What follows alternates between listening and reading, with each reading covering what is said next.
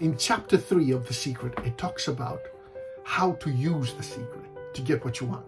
And the first part of that is to ask. Ask for what you want. Be clear about what you want. The problem with a lot of us is that we don't know what we want. So how can the universe attract to us what we want when we don't know what we want for ourselves? So career clarity, especially for whatever you want to go next, is so important. Number 2 is believing.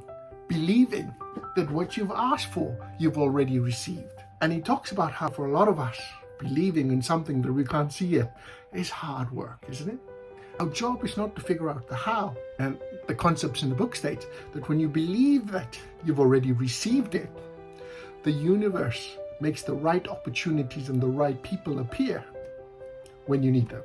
Things happen when they're meant to happen.